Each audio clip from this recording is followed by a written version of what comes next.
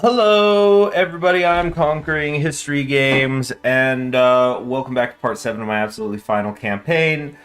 I had meant to do some streaming this morning, and then just one thing after another, a lot of stuff had to take care of after the weekend. And so I thought I would, jump on, try to stream for like at least an hour, and I'm definitely going to stream tomorrow. Tomorrow's Tuesday, yeah. I think I've talked about this before, but Tuesday nights just blacked out. They're just too full. So let's just get to it. We got some prototype iteration stuff here. Okay, we still have that. How much longer? Oh, that's a flamethrower tank. We don't really have to worry about that. What was going on with the armored supply vehicle? I put those into production, right? Last time? Just want to check that. Okay, wait. Let's get all this stuff out of the way. There we go. Armored support, 2,000. 3,346 days to go on that. All right. Our industry might need a little beef injection, but we're about to integrate the greater Asian economy, so that should help out a lot. I mean, we're still not at war with anybody. We might not be at war for a little bit. This might be kind of an interesting reverse mirror, whatever you want to call it, but like Japan's not going to get involved in World War II, even though the war in China is part of World War II, but like in this timeline, maybe Japan doesn't get involved until 1941, maybe December 1941. Okay, Russia just went in on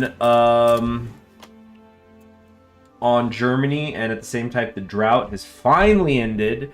So we're gonna get a nice chunk of political power every day and stability back. Although, unless I can find out, I need to see if there's a way can I convert this political power into industrial might. That's the question. So anyway, Russia goes in. Just something good to know. Great. So I'm glad we did that.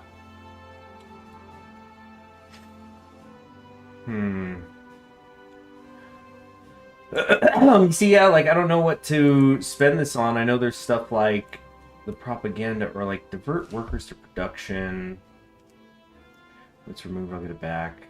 I just feel like this will be better when I have more factories. I just don't have as many built now as I would like. Certainly don't have any freaking oil.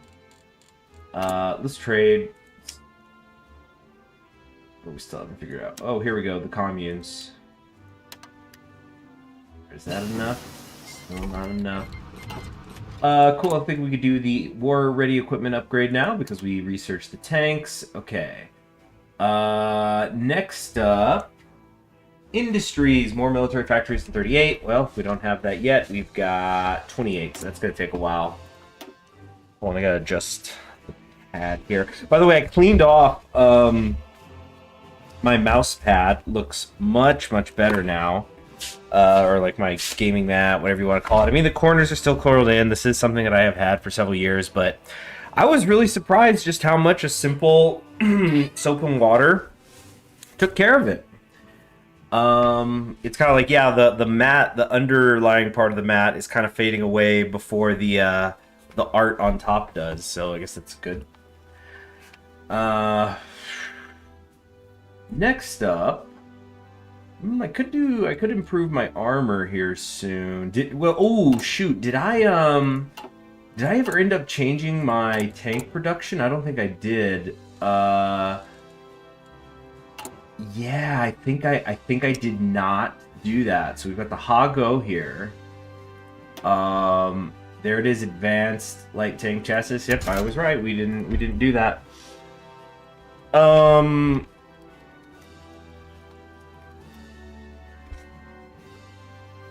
Let me see here. I want to find like some sort of reference sheet. I keep forgetting to do that. Okay, there's 34 tank, 36, 41. Okay. I think we're gonna want speed, of course. Let's first do some simple stuff here. What is this? Okay, lacks main armament. No, that's fine. So we have the advanced light tank here, the Keeney. Hold on, I gotta pump my back. Oh, yeah! Did y'all hear that? That felt good. Okay, dang, I feel like 2 inches taller. That was really nice. All right, so for our turret, let's go with the 3-man, which will slightly reduce speed, but breakthrough will go up significantly. Which one do I want? Small armaments. Got the automatic cannon, which is like just kind of fine. What is the difference between these two? 1.5. This one costs twice as much. Oh, the hard attack is much better. That could be... That actually could be useful. Yeah, let's get an improved small cannon there. Radio, of course, you always want whatever's just the best you got at the time. Suspension... Which one is wait, what is there's tracked and non-tracked? I don't remember this. Much less hardness, much less reliability. Wheel suspension. Oh, this is junk. Heck no. Alright, track suspension. We do the boogie. You guys know I love that torsion bar. But like, you know what? Let's just leave the boogie for now. Let's swing back on that. Because like the torsion bar is fixed reliability, but our reliability is already kind of just through the freaking roof. Which is cool. Riveted. Let's see, makeshift armor. I don't like that plus 20%.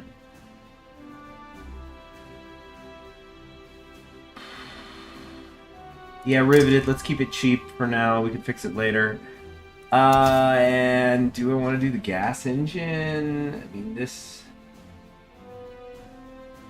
Dang, kind of want to do the petrol-electric. It's going to slow us down significantly, though. I guess this just essentially gives me a lot of room to play, because I have so much reliability, flexibility. Reliability, flexibility.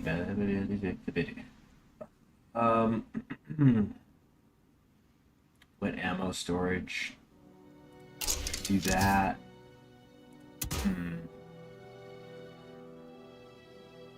Where's the multiplier? Sloped armor. Could be useful. Yeah. And we already have radio.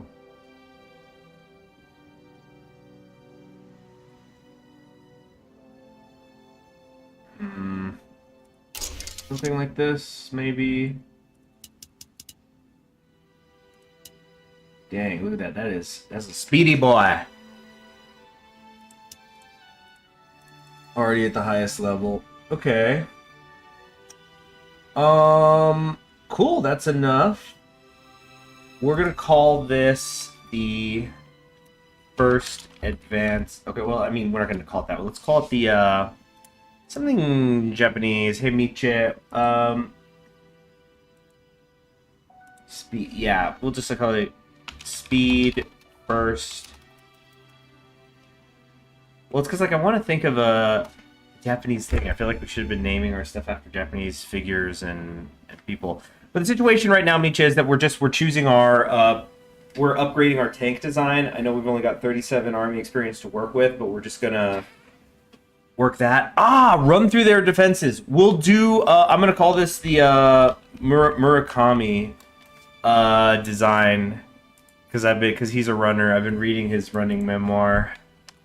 The Murakami model first speed test. Cool. Or first speed. First type is what I'll call it.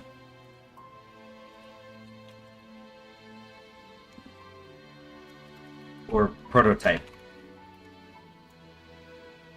Cool. Now we go back to production and switch it over.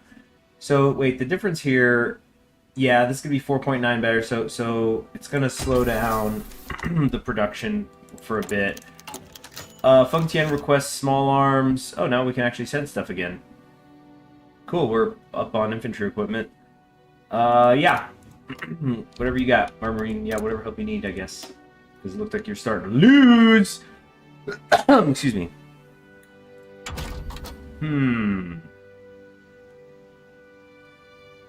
Not sure what's my next move here. Keep trying to get even more fuel. So we're getting 44%. Oh, I can't believe how much freaking oil I keep having to... Is that finally enough? There, now we're filling it up. How many factories am I sending? 6 factories to the communes. I wish there... Is there not a way to get them in on us? I mean, the radical socialists, they're not going to do that. Send in the army. Yeah, it's not like I'm spending political power on much else. Although these decisions that are about to pop up, I think will change that. Stability is just always nice. I'm not seeing options here. And the Far Eastern Army doesn't appear to have risen, which doesn't seem right.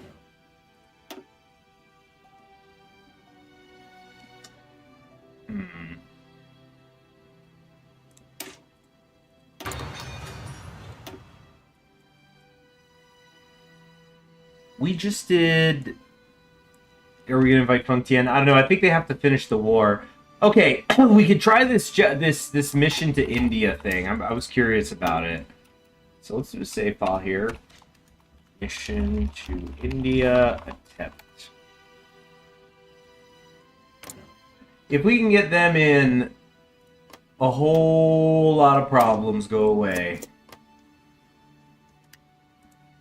A lot becomes very possible very fast. Okay, so we can do stuff here promoting investment. We should begin investment in the Republic of Burma, which will not only give us easier access to their trade, but allow us to build a Japanese presence in the country and eventually take it over from the inside. Increase investment, so look at more stability. Penetration low, grants the Empire of Japan. So I'm going to be paying more political power. I don't know, but let's start investing with, we'll start with Siam, I guess. Or wait, let's see who's got the resources. Who is of interest? They got some oil in Siam. Some oil in Siam. And also in Burma. Plenty of rubber. We'll start with Siam. What's Germany's stages recruit population these days? Ooh, it's going up more. They're on extensive conscription.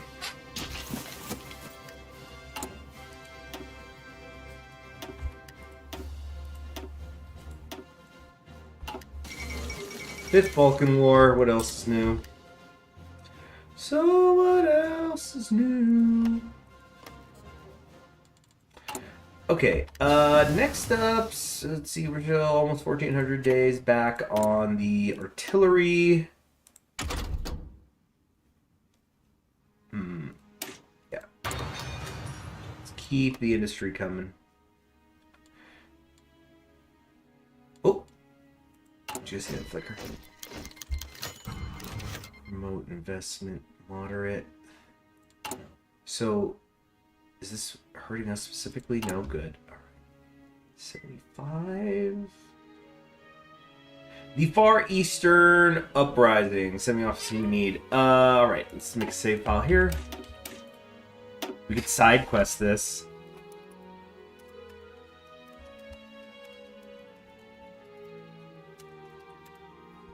You know what? Let's just check this out. I'm curious.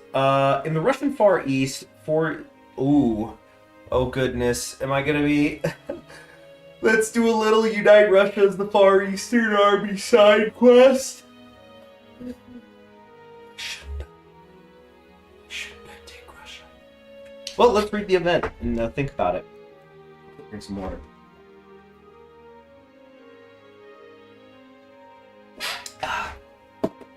In the Russian Far East, forces loyal to Gregory Semyonov and Mikhail Dietrich have risen up against the regime of Maria Spiridonova. Semyonov has been operating from Manchuria and has served Zhang Zhulian as the military advisor and recruiter, especially in the Russian community at Harbin. Most of the arms for his forces come from the Kwantung Army, which has been covertly supporting Semyonov. A number of prominent Japanese industrialists are also involved in the uprising with hopes of securing control over Siberian natural resources.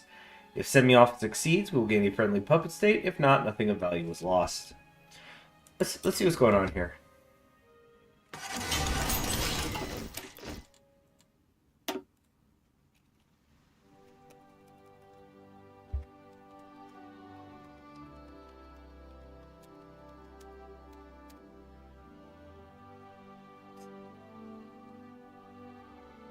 Oh, okay.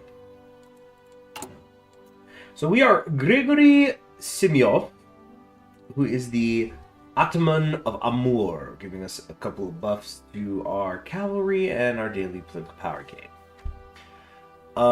We've got a Siberian insurrection going. We are the hardy Siberians, used to the endless miles and brutal conditions.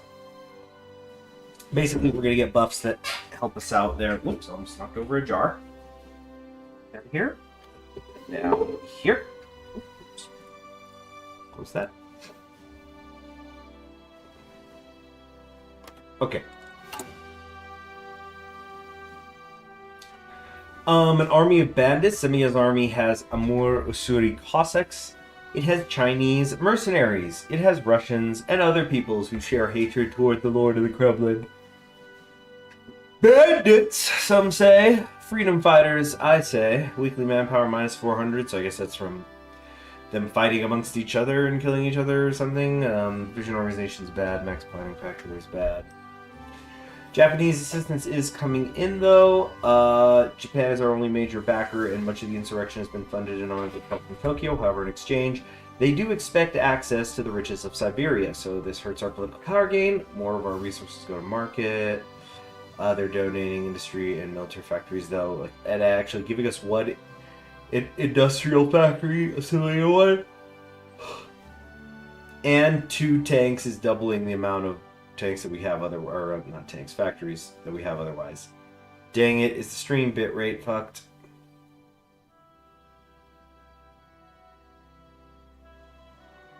And there's licensing and trade stuff in here as well. The point is, Japan holds up half our world. Dang it, the bitrate is...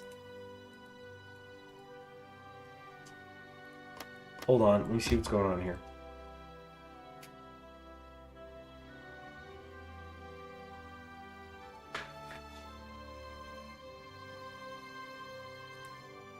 Okay, it says the connection's good now.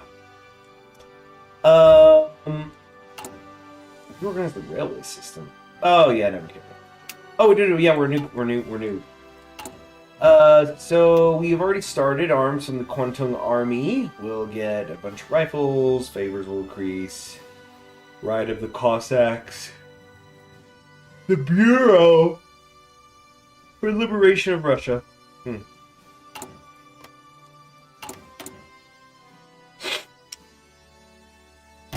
Infantry equipment. Equipment and artillery, I guess.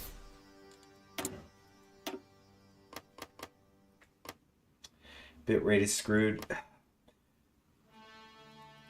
Okay, guys, wait. I'm gonna stop the stream and reset and see, and I need to figure out if this is working. So, yeah, I guess if I'm not back on in a few, I will talk to you guys tomorrow. Take care.